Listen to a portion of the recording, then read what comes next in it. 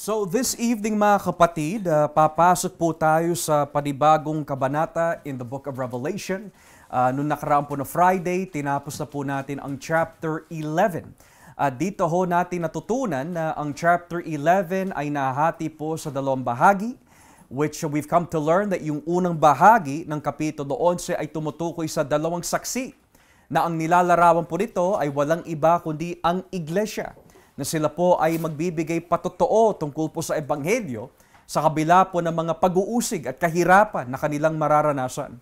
And then natutunan din po natin last Friday yung tinatawag na ikapitong pagtunog ng trumpeta.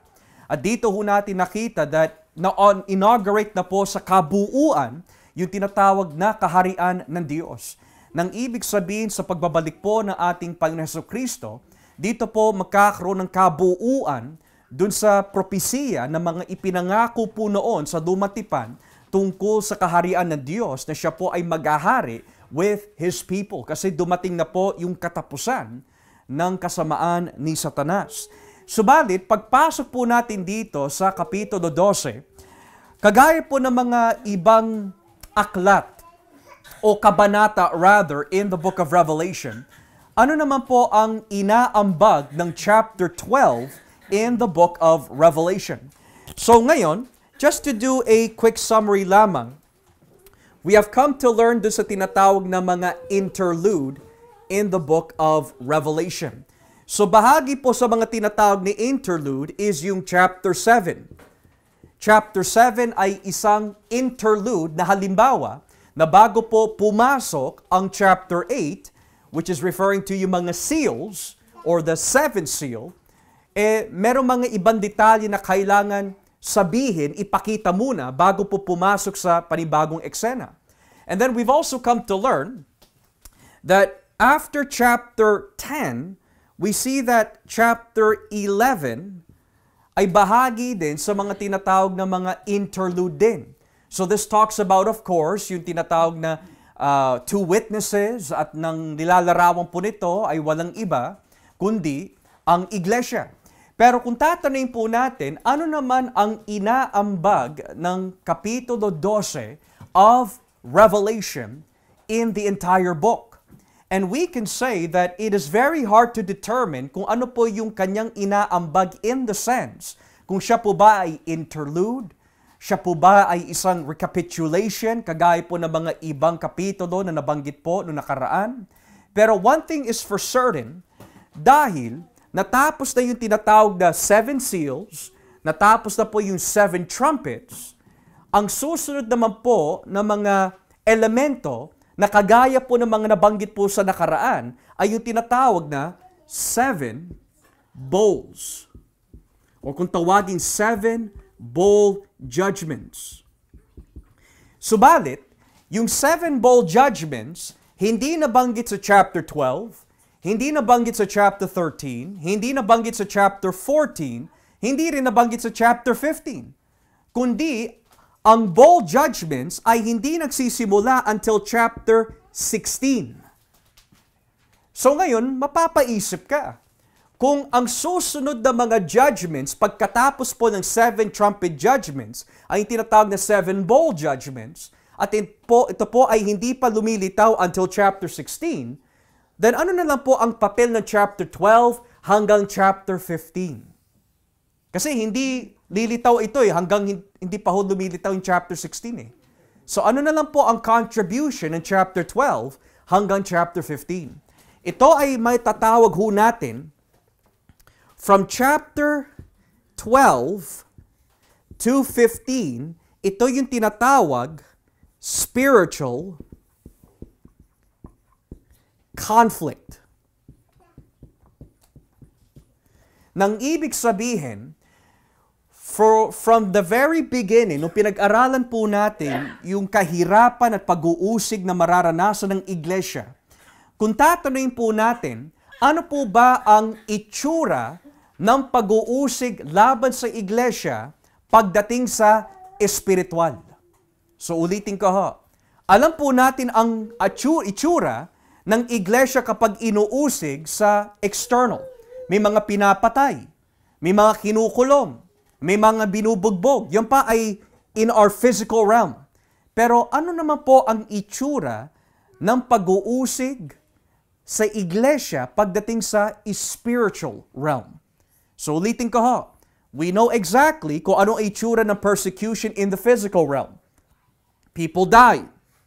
People get beheaded. Pero ano po ang itsura ng pag-uusig in the spiritual realm? Yan ang inaambag ng chapter 12 hanggang chapter 15 ng Revelation. In other words, ito ang nagbibigay ho sa atin ng insight sa mundo ng spiritual realm. So lagi ho natin tatandaan chapter 12 hanggang chapter 15 ang nagbibigay ho sa atin ng illustration kung ano po ang itsura ng conflict between good and evil sa mundo ng espiritual, in the spiritual realm. So ngayon, ang pag-aaralan naman po natin ay ang chapter 12 verses 1 to 6 at ito po ay nagbibigay ho sa atin ng isang magandang pag-aaral. Dahil ang chapter 12, ang buod po ng aklat na ito, or rather this chapter, ay tumutukoy po sa persecution of the saints.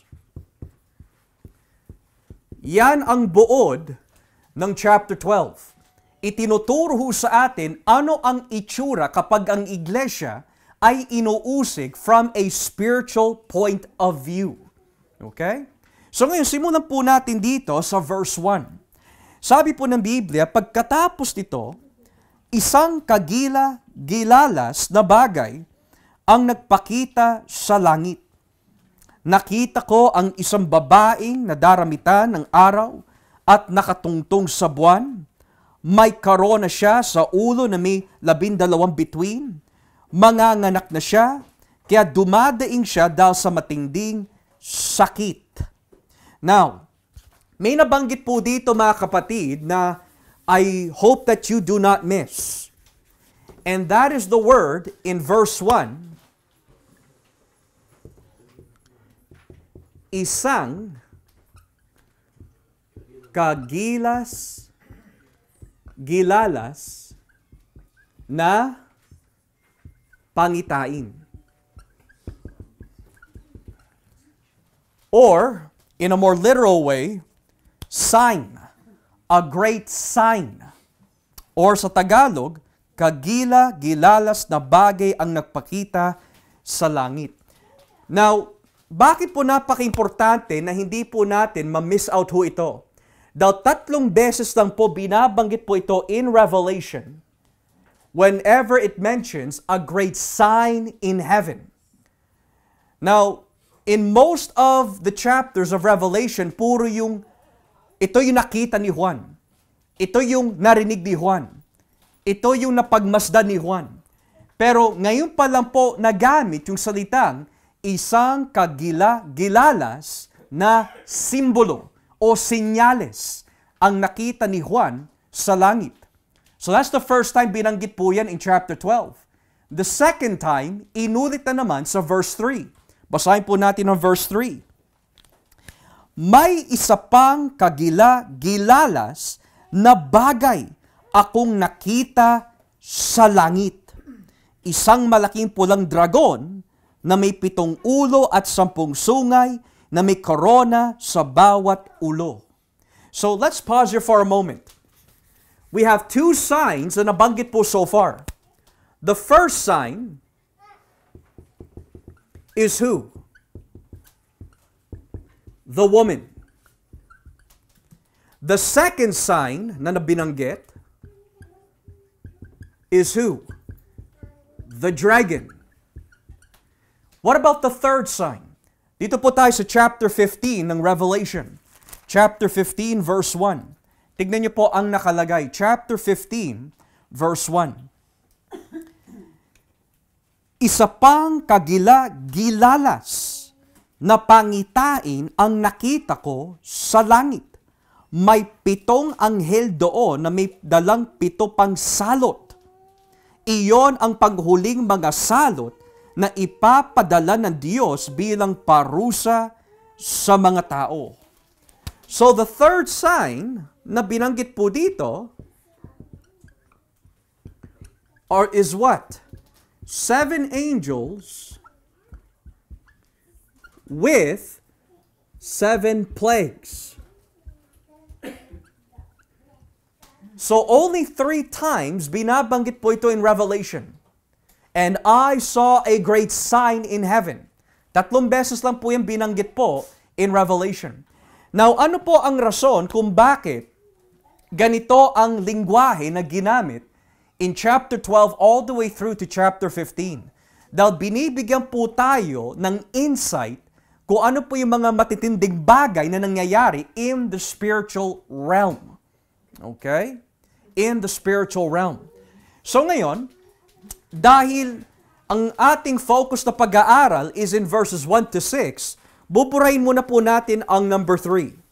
Magfo-focus lang po tayo dun sa 2 figura na nabanggit po in chapter 12. Now, there's actually 3 characters na nabanggit po dito.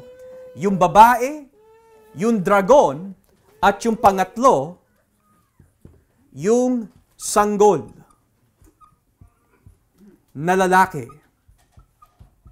Na kung tawagin po, man, child. So magfo-focus po tayo sa 3 figurang ito in chapter 12 and we will understand this by God's help. So balikan po natin ang chapter 12 at simulan po natin dun sa unang figura. Ang sabi po ng Biblia tungkol sa babae in verse 1, nakita ko ang isang babaeng nadaramitan ng araw at nakatungtong sa buwan. May korona siya sa ulo na may 12 bituin. Manganganak na siya, kaya dumadaing siya dahil sa matinding sakit.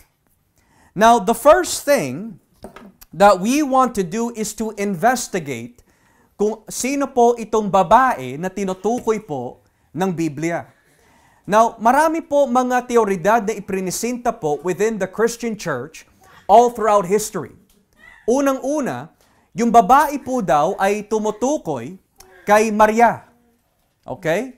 Yung babae po daw ay tumutukoy kay Maria. Ito yung madalas na ginagamit ng ating mga minamahal na mga Katolikong Romano na yung babae po daw na tinutukoy dito kung bakit kailangan po natin siya respetuhin, galangin, manalangin sa kanya, ay dahil ang iprinsinta ho dito ay isang babae, kagaya po ni Maria, na talagang kamangha-mangha ang kanyang posisyon. Dahil sabi nga po dito, nadaramitan siya ng araw, nakatungtong sa buwan, may corona pa siya. Kaya may mga paintings of Mary na may mga corona siya. Minsan nakalutang siya in space. And there are 12 stars. So they're saying this is a picture of Mary. But there's a problem with that.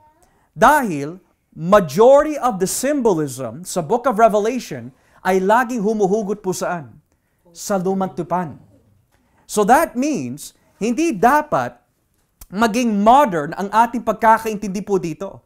Kundi there is a reason kung bakit napaka-specific na mga deskripsyon na ibinigay sa babae. Unang-una, she is in heaven. Pangalawa, nakakorona po siya. At ilan po ang nandoon? 12 stars. Sabi po dito, dinamitan po siya ng sun. At nakatungtong ang kanyang mga paa saan? Sa buwan. So we have to go back to the Old Testament kung saan po nakuha ho ito. And once we understand kung ano po yung pinapahiwatig sa lumatipan, magiging klaro na ho sa atin kung sino yung babae na tinutukoy ho dito. So ulitin po natin, nakita ko ang isang babae na daramitan ng araw at nakatungtong sa buwan. So let's turn here in Genesis chapter 37. The book of Genesis, okay? Genesis chapter 37. And let's begin in verse 8. Genesis chapter 37, verse 8 and 9. Sabi po dito, sinabi ng kanyang mga kapatid, ano, magiging hari ka at mangunguna ka sa amin? Kaya lalo pa silang nagalit kay Jose. Muling nanaginip si Jose at isinalaysay na naman niya sa kanyang mga kapatid. Sinabi niya, nanaginip ako ulit at nakita ko ang araw, ang buwan, at ang 11 bituin na yumuyuko sa akin. Isinalaysay din ni Jose ang panaginip niya sa kanyang ama, pero naggalit din ang kanyang ama sa kanya. Sinabi niya, anong ibig mong sabihin? Na kami na iyong ina at na mga kapatid mo ay yuyuko sa iyo? Nainggit ang mga kapatid ni Jose sa kanya, pero si Jacob ay sinarili na lamang ang bagay na ito. This is the only instance na makikita po natin sa Lumang Tipan na nabanggit yung araw, buwan, at yung number of stars all in the same sentence. Eh yan din ang nabanggit kanina tungkol sa babae.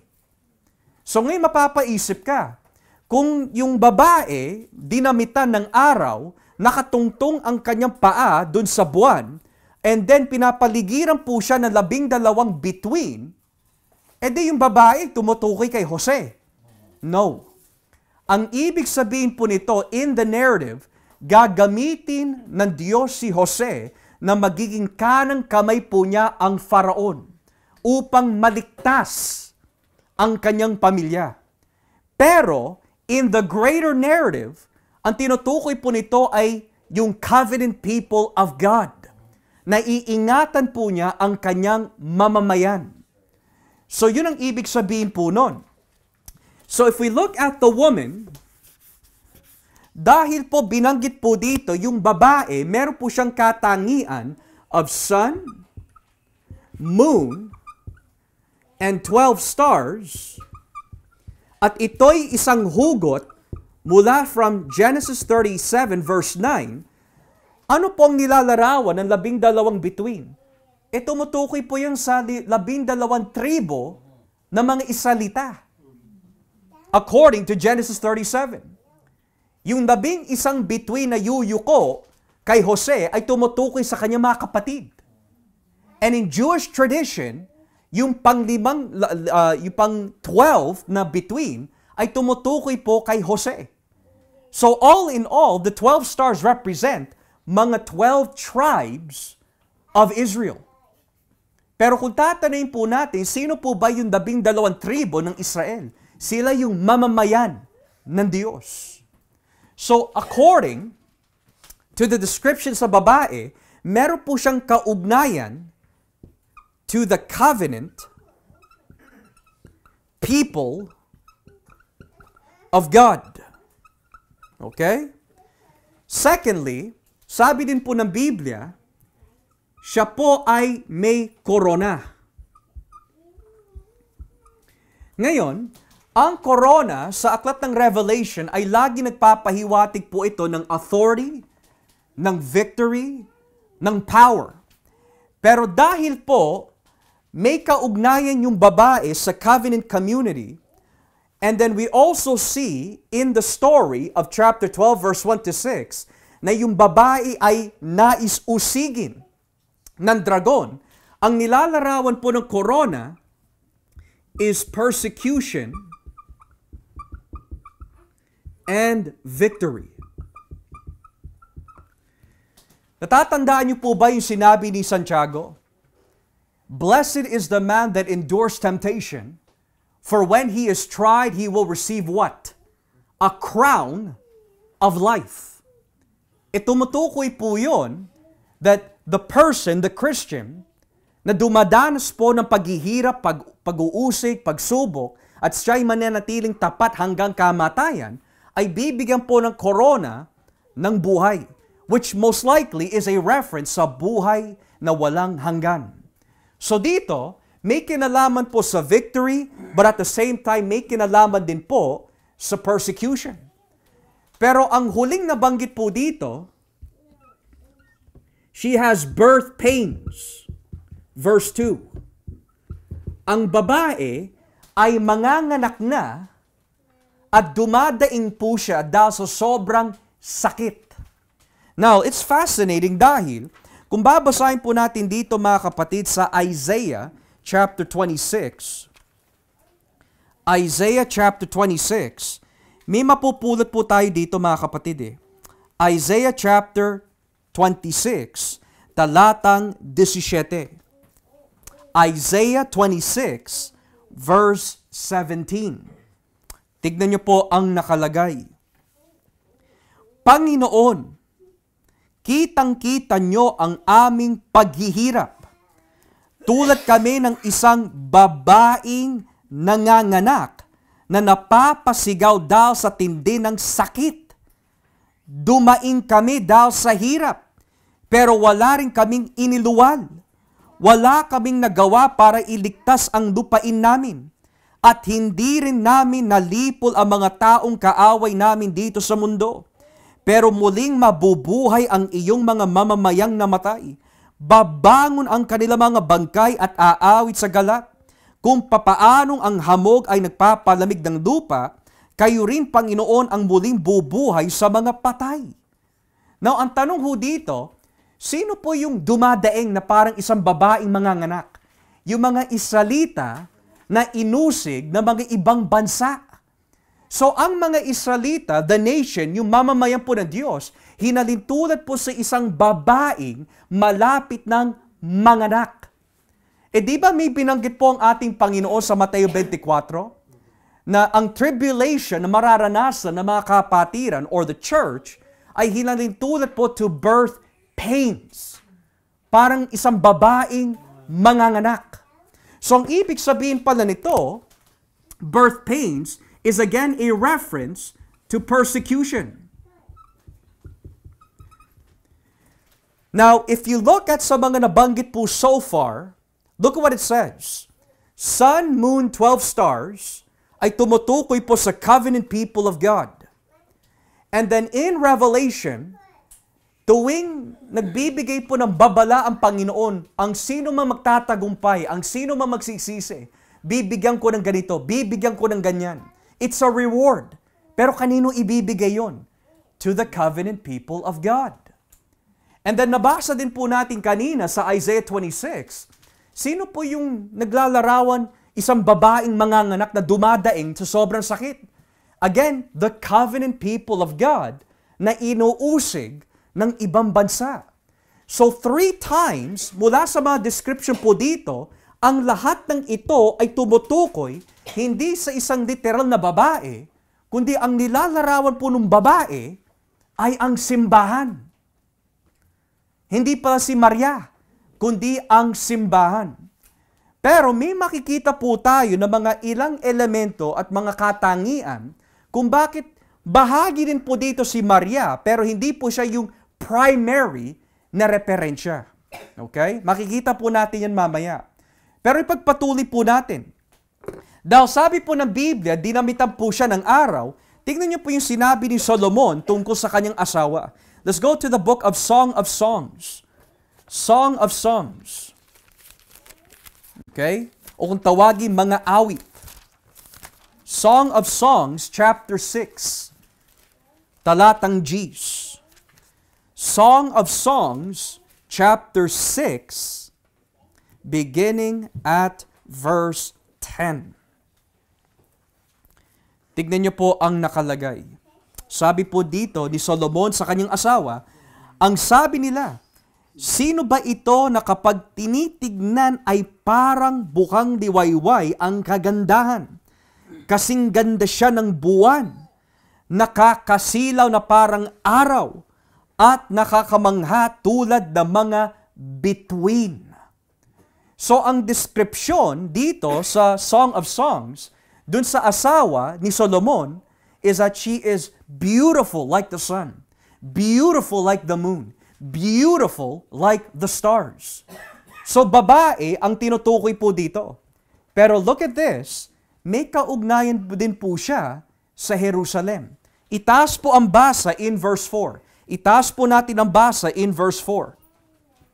Tignan niyo po sinabi ni Solomon, o napakaganda mo, irog ko, kasing ganda ka ng lungsod ng Tirza at kabighani gaya ng Jerusalem.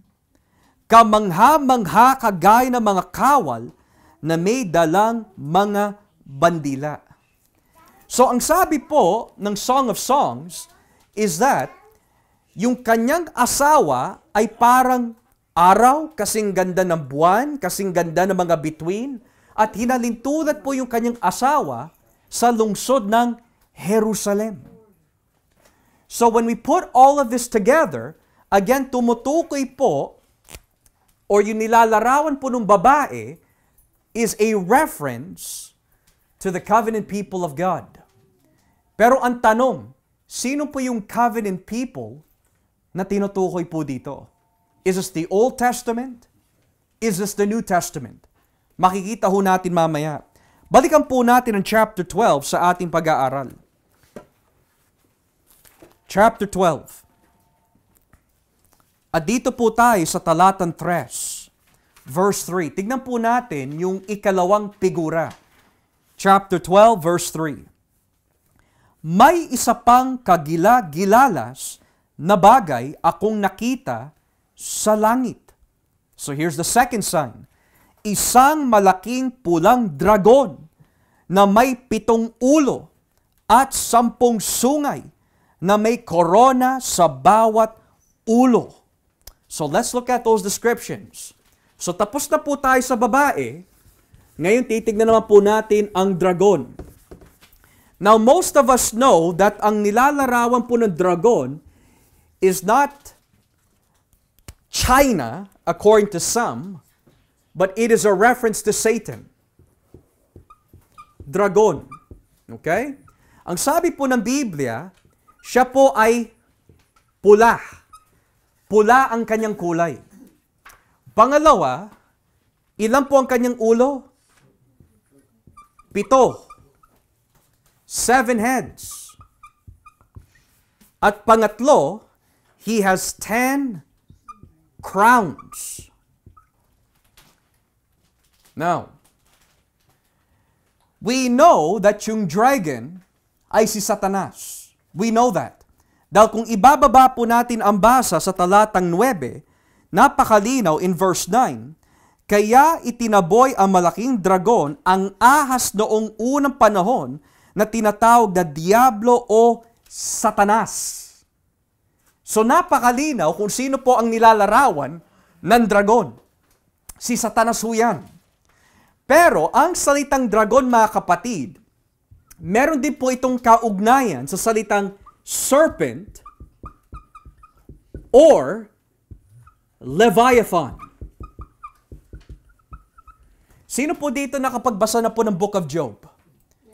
Near the end of the Book of Job, nagsalita si Yahweh tungkol kung sino ang makakuha by the mouth with the hooks, Leviathan. Leviathan is a symbol of Satan. It's a symbol of evil. Bukod pa ho dito, sino yung hayop na ginamit ni Satanas upang tuksuhin si Adan at si Eva? Ang ahas. Kaya kanina nabasa po natin in verse 9, siya yung ancient serpent. Kaya siya tinawag ancient serpent kasi mula pa ho sa simula pa lang ng Genesis, nandadaya na siya. So ang nilalarawan po ng dragon ay walang iba kundi si Satanas. Malinaw yon. Pero ano pong nilalarawan ng pula, 7 ulo, 10 ang kanyang sungay or crowns or horns? Okay? Well, in the book of Revelation, tuwing binabanggit po yung kulay na pula, lagi may kaugnayan po ito sa kamatayan or violence. Kagaya po nung horseman, yung red horse. It's war and death. So may kinalaman po siya sa violence and death. Yan din ang suot ni Kristo sa kanyang pagbabalik in chapter 19 ng Revelation. Nakasuot po siya ng damit na pula. At ang tawag sa kanya, King of Kings, Lord of Lords, at pinatay niya ang lahat ng kasamaan. So nakapula din po siya. So ito'y nagpapahiwatig that the dragon ay isang very violent na figura. Very violent na personality po siya. Violent po siya. Pero anong ibig sabihin po ng 7 heads? Well, unahin muna po natin yung numero na 7. There are 7 spirits of God, 7 churches, 7 seals, 7 bowls, 7 this, 7 that. And usually, ang ibig sabihin po nung 7 in the book of Revelation ay tumutukoy to perfection or completeness. Pero in the sake of the dragon, dahil alam naman po natin hindi siya perpekto, dahil si Satanas ay hindi perpekto, ang Diyos lang ang perpekto, ang pinapahiwatig po ng 7 po dito is, meron po siyang kapangyarihan na mandaya sa mga tao dito sa mundo. Meron siyang otoridad. At makikita po natin that yung heads and horns or crowns na binabanggit po dito, may kaugnayan sa Salmo, may kaugnayan din po in the book of Daniel. Makikita natin. So both 7 and 10 ay tumutukoy parehas po to authority and influence. Sa madaling salita, may kapangyarihan po sila mandaya, manlinlang ng tao, meron po silang sinasakupan ng mga lugar. So in other words, ang presentation po sa dragon, hindi po siya yung mahina na kaaway. Malakas siya. Malakas po ang kaaway na ito. Ngayon, kung ipagpapatuloy po natin ang basa sa talatang 4, tinangay ng buntot niya ang ikatlong bahagi ng mga bituin sa langit at itinapon sa lupa. Tumayo ang dragon sa harap ng babaeng manganganak na upang lamunin ang sanggol sa oras na isilang ito. Now that's very interesting. Dahil when it mentions tinangay ng buntot niya ang ikatlong bahagi ng mga bituin sa langit at itinapos sa lupa, most of us, when we read verse 4, dito ho natin itinuturo, bahagi na rin po dito nagsimula mahulog si Satanas, at dito po nagsimula na dayain ni Satanas ang mga anghel, kaya may mga masasamang anghel ngayon. Dahil sa tekstong ito, tinangay niya ang mga bituin. So madalas na naituturo ko po noon, ilan po ba ang nadaya ni Satanas na mga anghel? 1/3 of the angels ang itinuturo ko po noon at tinuturo din po ng mga ibang mga ngaral. Pero bakit? Dahil kapag hindi pala natin binasa yung mga verses before and after, i-isolate lang po natin ang verse 4 at iisipin natin, ang tinutukoy po nito ay yung history kung paano deny ni Satanas ang mga anghel. Pero ang sabi po dito, tinangay po ng kanyang buntot ang ikatlong bahagi ng mga bituin. So dito lang po tayo magfo-focus ngayon. Because ano po bang ibig sabihin ng bituin in the book of Revelation? Minsan ang bituin ay tumutukoy sa iglesia.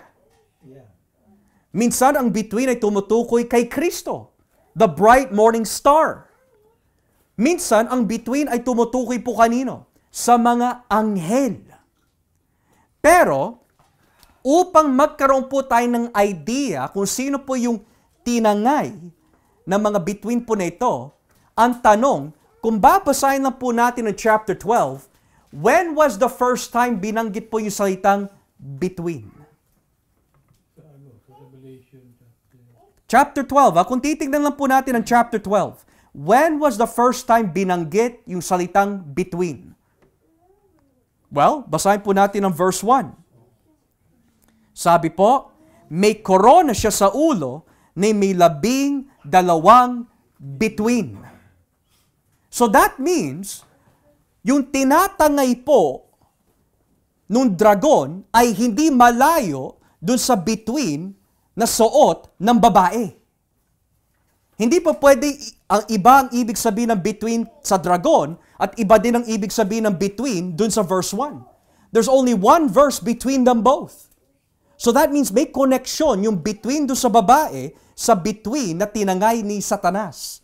Bukod pa ho dito, yung salitang tinangay, yung between mula sa langit ay isang hugot mula sa book of Daniel.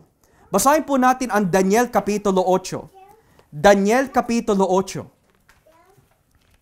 Daniel Kapitulo 8, at simulan po natin dito mga kapatid sa talata 9. Verse 9. Daniel chapter 8, verse 9. At tignan po natin kung may kahawig sa nabanggit po kanina. Daniel 8, verse 9. Tignan niyo ha. Ang isa sa kanila ay tinubuan ng isang maliit na sungay. Naging makapangyarihan itong sungay sa timog at sa silangan hanggang sa magandang lupain ng Israel. Lalo pa siyang naging makapangyarihan hanggang sa kalangitan. At pinabaksak niya sa lupa ang ilang mga nilalang sa langit at mga bituin. At tinapaktapakan niya ang mga iyon. So may kahawig. Itong kaaway na binabanggit po sa Daniel 8, may sungay rin. At yung ginawa po nung may sungay na ito, tinapaktapakan po niya yung mga bituin mula po saan? Sa langit. Now, in the book of Daniel, kapag binanggit po yung salitang between, sino kaya yung mga tinutukoy na between po dito? In the book of Daniel, tuwing ginagamit po yung salitang between, kanino kaya po referensya ho ito? Let's go to Daniel chapter 12. Daniel chapter 12, at dito po tayo mga kapatid sa talatan 2. Sa talatan 2. Excuse me. Sabi po ng Biblia, chapter 12, verse 2. Bubuhayin ang marami sa mga namatay na. Ang iba sa kanila ay tatanggap ng buhay na walang hanggan, pero ang iba ay isusumpa at ilalagay sa kahihiyang walang hanggan. Ang mga taong nakaunawa ng katotohanan at nagtuturo sa mga tao na namamuhay na matuwid ay magniningning na parang bituin sa langit magpakailanman.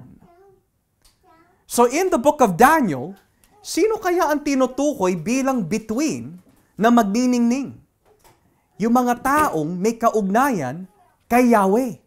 So tumutukoy na naman po ito sa mamamayan ng Diyos.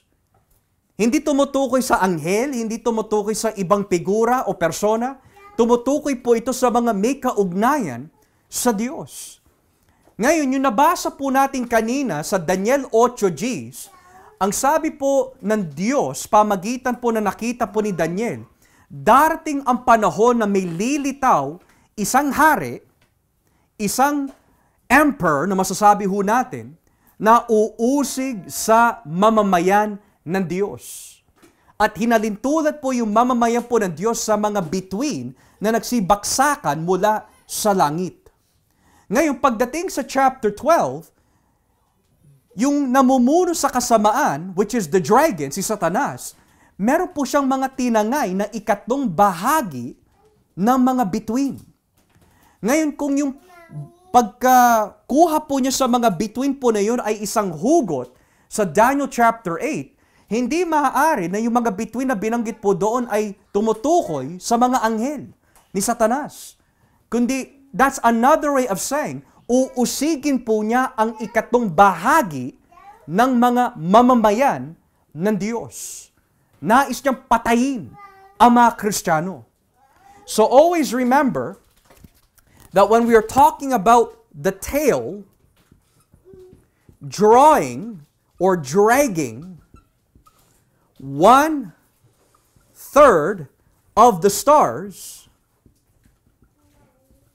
this is a reference to persecution of the church. Hindi po ito tumutukoy kung paano po nagsimula, kung paano dayain ni Satanas ang mga anghel, kaya nagkaroon ng rebellion. We have to read the entire chapter. Yung between na tinutukoy po dito ay may kaugnayan doon sa babaeng dinapitan ng araw, nakatungtong ang kanyang paa sa buwan, at may korona ng 12 between. Covenant people ang tinutukoy po dyan.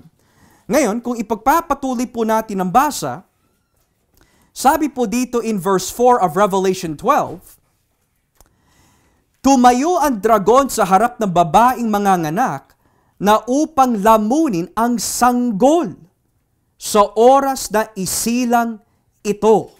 So aalamin naman po natin kung sino yung sanggol na yan. Verse 5. At nanganak nga ang babae ng isang sanggol na lalaki na siyang maghahari sa lahat ng bansa sa pamagitan ng kamay na bakal. Hindi nakain ng dragon ang sanggol dahil inagaw agad ang sanggol at dinala sa Diyos doon sa kanyang trono. So, hinto muna po tayo dito mga kapatid. Alam ho natin kung sino yung babae. Siya po ay isang larawan ng iglesia collectively. Alam po natin kung ano pong nilalarawan ng dragon. Ang nilalarawan po niya ay si Satanas. Pero sino tong binabanggit na ikatlong figura na kung tawagin ang sanggol or man-child? Now, ibibigay ko po lamang yung buod na paliwanag ng paniniwala ng mga ilang Kristiyano. Kung ikaw ay isang dispensationalist,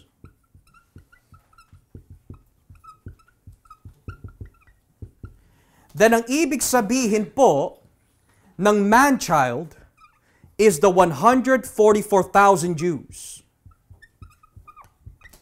Okay? Kung ikaw ay dispensationalist, nang ibig sabihin, sa kanilang paniniwala, may tinatawag na mga tatlong rapture. May rapture na magaganap bago dumating ang matinding kapigatian. And then after that, bago po mausig yung 144,000 na ayon po sa kanyang katuruan, sila po yung mga naiwan na Hudyo sa tribulation na sumampalataya po daw sa Diyos. Pero bago po sila patayin, inakyat na po daw sila sa langit. Sila daw yung tinutukoy na man-child. Okay? Pero, ano po ba yung description ng sanggol na binanggit po kanina? Maghahari siya with an iron rod. Now, why is that important?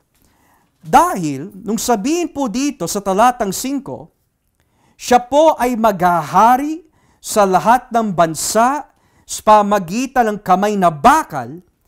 Hindi nakain ng dragon ang sanggol dahil inagaw agad ang sanggol at dinala sa Diyos doon sa kanyang trono.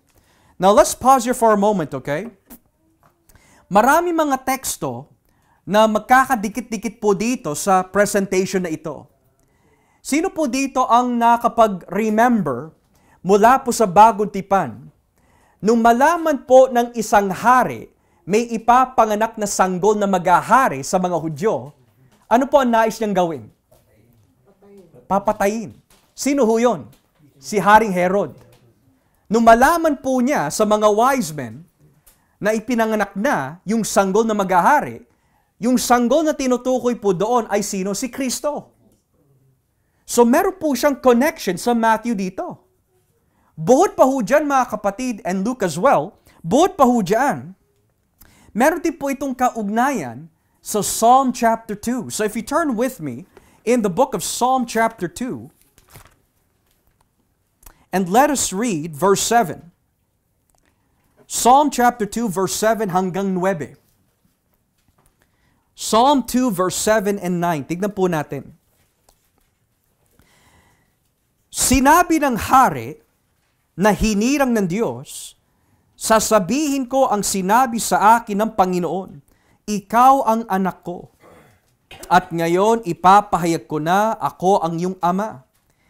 Hilingin mo sa akin ang mga bansa sa buong mundo. So nabanggit yung mga bansa. At ibibigay ko ito sa iyo bilang mana mo. Pamumunuan mo sila. At walang sasalungat sa iyong pamamahala, sila'y magiging parang palayok na iyong dudurugin. Teka lang, kanino po ba tumutukoy itong Salmo 2? Marami mga Kristiyano ang naniniwala na ang Salmo 2, pati na rin po ang mga Hudyo, na ito ay isa sa mga tinatawag Messianic Psalms. Nang ibig sabihin, ito po ay isang awit that is dedicated prophetically sa Mesiyas na darating. Now, ayon po sa Salmo 2, Ano po ang kahulugan ng buong kabanatang yan? Ang Psalm 2 ay tumutukoy po to Christ as judge and king. Yan ang ibig sabihin ng Psalm 2. Now, bakit natin kailangan basahin yan? Dahil dyan humugot ng referensya dun sa Revelation 12 nung sabihin, yung sanggol na nais kainin ng dragon, siya ang maghahari and he will reign with a rod of iron. Eh yung rod of iron and breaking fetters ay binanggit sa Salmo, Kapitulo 2. So ang ibig sabihin pala nito, kaya pala nais patayin ng dragon ang sanggol dahil alam niya kapag dumating ito, tatalunin siya at siya ang maghahari. At dadalhin po niya ang kaharian ng Diyos sa mundo.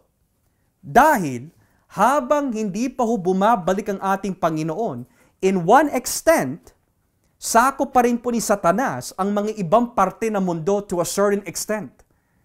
Pero dito, nais po niyang patayin.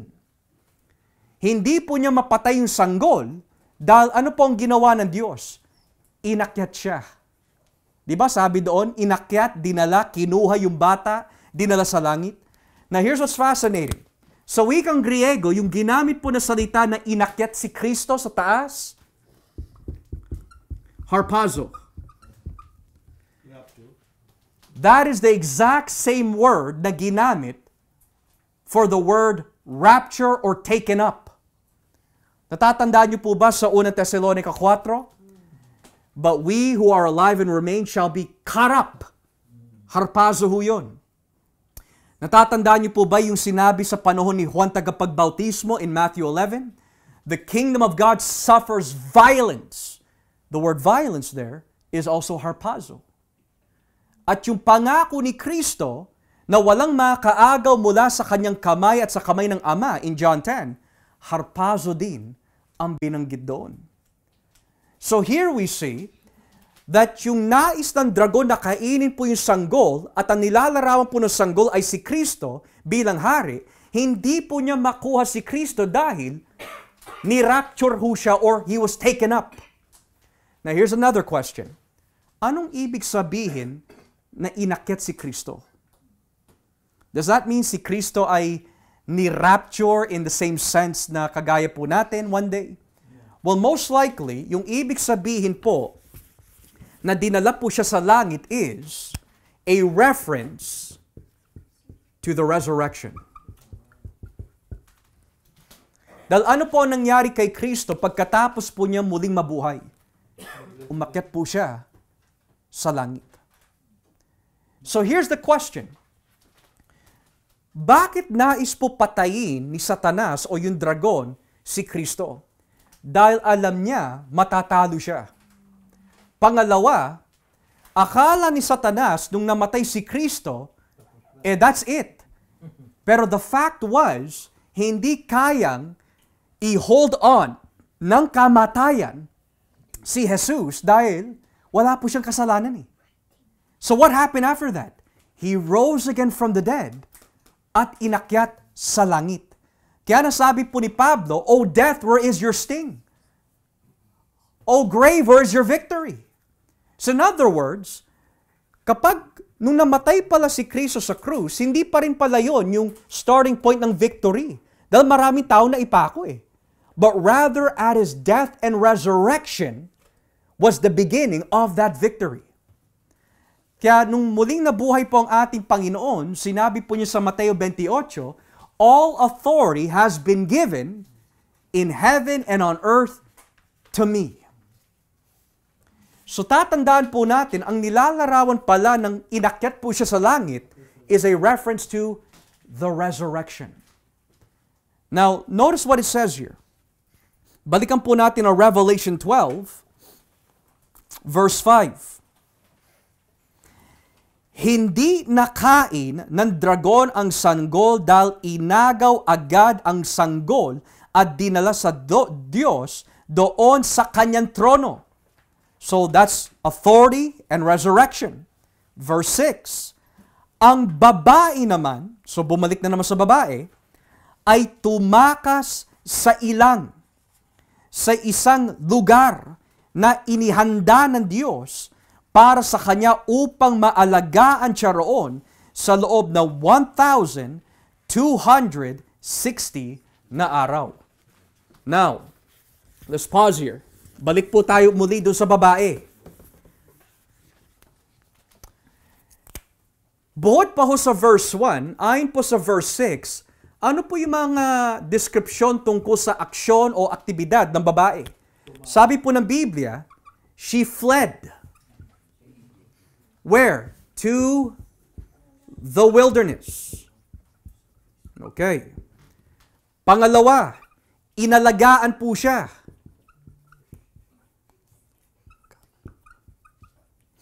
And lastly, protektado po siya ng mga ilan? 1,260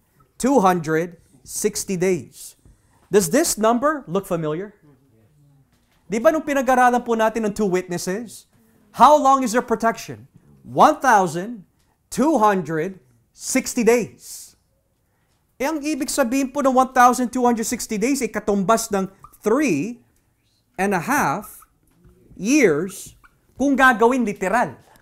Okay? Kung gagawin literal. So, yung dalawang saksi, protektado ng Diyos for 1,260 days, and that represents the church. Yung babae din, iningatan for 1,260 days, is also a representation of the church. Now, let's focus on this. Bakit kailangan banggitin na Espiritu Santo na yung babae, nung hinabol po siya ng dragon, tumakas po sa ilang? Well, there's a lot of verses in the Bible na may kaugnayan dito. A very familiar passage is, ano po ang nangyari nung nanaginip si Jose? Sabi niya, tumakas kayo. Leave. So, ano po sabi ng Biblia? Mary and Joseph fled and went elsewhere. So, merong connection ho ito. But in the Old Testament, pagkatapos po na ilabas ng Diyos ang mga Israelita mula sa Egypto, saan sila dinala? In the wilderness. And what did God do? Iningatan ba sila doon? Yes. Nagpaulan ng Diyos ng mga tinapay. Sila po ay binigyan ng inumin through the rock. So inalagaan po sila in the wilderness. So the wilderness, meron po siyang nilalarawan of security, providence. Meron siya po nilalarawan ganito. However, it is fascinating that yung salitang wilderness has something to do with Hosea chapter 2. Dito po tayo sa aklat ng Hosea. Because most likely, dito na naman humugot ang revelation. Hosea chapter 2. And let's start in verse 13. Hosea chapter 2, verse 13. Tignan niyo po ang nakalagay. Hosea 2, talatang 13. Now look what it says here. Parurusahan ko siya dahil may mga panahong nagsusunog siya ng mga insenso sa Diyos-Diyosang si Baal. Nagsuot siya ng mga alahas at humabo sa kanyang mga lalaki. At kinalimutan niya ako. Ako ang Panginoon ang nagsasabi nito. So ito ay tumutukoy sa pangangalun niya ng mga Israelita laban sa Diyos. Pero tignan mo yung gagawin ng Diyos para sa kanila. Verse 14.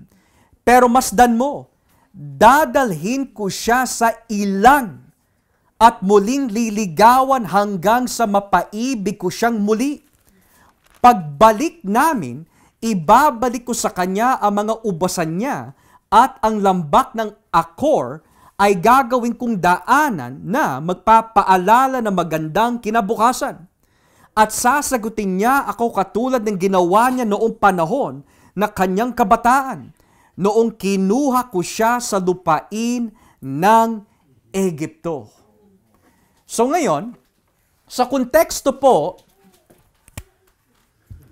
ng Hosea, chapter 12, verse 13 to 14, Kung ang konteksto po nito is, upang manumbalik ang aking mamamayan sa akin, dadaling ko sila saan? Sa ilang. Liligawan ko sila doon. And I will provide, alagaan, I will provide for them a vine tree. So, meron po siyang kaugnayan dun sa babae na tumakas sa ilang. Ngayon, pagdating po dito sa salitang inalagaan, it's interesting that when you read 1 Kings chapter 17 verse 1 to 4, sino po dito natatandaan niyo po yung kwento tungkol kay Propeta Elias? Nung siya po ay pinadalan po ng mga uwak at pinakain at inalagaan siya ng Diyos. Is it quite a coincidence, if we can call it that, na yung referensya na inalagaan ay kapareho po ng 1 Kings 17 at yung figura ho doon ay si Elias? Di ba, isa po siya doon sa dalawang saksi na may naglalarawan tungkol sa church in chapter 11 of Revelation? So meron po siya mga koneksyon na tumutukoy po sa ministeryo ng iglesia na bagamat sila'y uusigin ng dragon, aalagaan sila ng Diyos. And lastly, binanggit po dito 1,260 days or 3.5 years. Now, ang tanong po dito, paano tayo makakatiyak na ang simbahan ng Panginoon Hesukristo ang siyang yung tamang interpretation dun sa babae na nakita po ni Juan sa langit? Well, ibaba po natin ang basa in chapter 12 of Revelation. Ibaba po natin ang basa at dito po tayo sa talatang 13, verse 13. Revelation 12, verse 13. Kasi inulit na naman Inulit na naman. Verse 13. Nang makita ng dragon na itinapon siya sa lupa, tinugis niya ang babaeng nanganak ng sanggol na lalaki. Ngunit binigyan ang babae ng 2 pakpak na tulad sa malaking agila upang makalipad sa isang lugar sa ilang na inihanda para sa kanya. Doon siya aalagaan sa loob ng 3 kalahating taon, malayo at ligtas sa dragon. Ngayon, kung ibababa pa natin ang basa, verse 17, tignan niyo ho.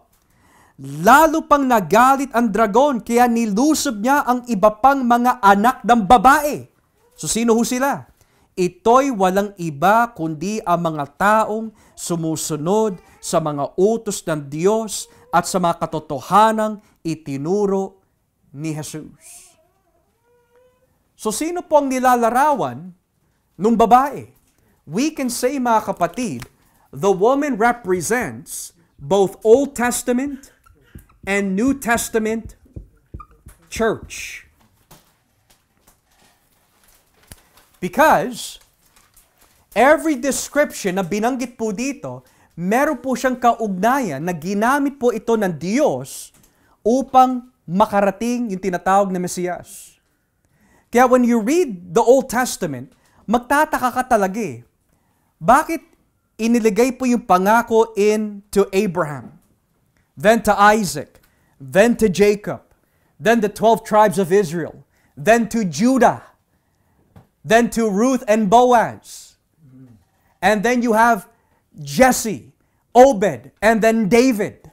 From David and Solomon onwards and onwards. And then, nung pinasukan po ng mga Babylonians ang Jerusalem, may kinulong po sila, may kinuha po sila isang prisoner na hari from the tribe of Judah. Pero iningatan din siya ng Panginoon. What was the purpose of all of that? Because ang lahat ng nilalarawan po ng mga mamamayan ng Diyos in the Old Testament is a representation of the woman. Kaya nung dumating na in the New Testament through Mary, ang Lord Jesus Christ, ano po nangyari? Inusig agad ni Satanas ang simbahan.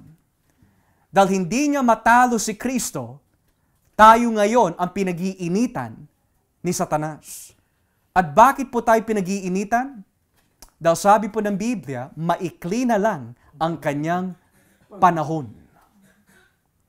So, in short, ang ibig sabihin pala ng babae at ang dragon, kung pag-aaralan po natin ang kabuuan na mensahe, dahil tinalo ni Hesukristo ang dragon, tayo ang pinag-iinitan ngayon ni Satanas. At nais niya po tayo patayin. Pero dahil protektado ang ating kaluluwa sa kanyang, we could say, masamang gawain, hindi hut na tayo makukuha. Mamatay man ang ating katawan, that's fine. Pero hindi na niya makukuha pa ang ating kaluluwa. Dahil ingat na ingat po ito ng Diyos. And right before we come to a close, di ba nabanggit po kanina, the dragon had crowns or horns na kung tawagin. 10 horns. Okay? It is fascinating when you read Revelation chapter 19, sa pagbabalik po ni Kristo, ang sabi po doon, Christ has many diadems. Na kung tawagin, crowns. So ang dragon, meron po siyang nais to imitate Jesus Christ. He roars like a lion, but he's not the lion of the tribe of Judah. He tries to imitate Jesus as king, but he is not the king of kings. When we get to chapter 13, may tinatawag satanic trinity. The beast, the dragon, the false prophet. Trying to imitate the Father, the Son, and the Holy Spirit. So we'll be learning more as we progress, pero ano naman po ang kaugnayan po nito sa atin? Kung ano man po ang pagdaanan ng simbahan, protektado po tayo ng Diyos. At dahil talunan na si Satanas dahil sa resurrection ni Kristo, the Bible teaches us, we also will experience that glorification balang araw. So, yan ang pinipresenta po ng Revelation chapter 12. Yan ang itsura ng spiritual conflict na nararanasan ng iglesia in the spiritual realm. So wala po ito kinalaman kay Maria in the primary reference. Wala po ito kinalaman sa the origin kung kailan dinaya ni Satanas yung mga anghel. No, this is a reference to the church being persecuted because Christ was raised from the dead. And because He was raised from the dead, iingatan niya po tayo.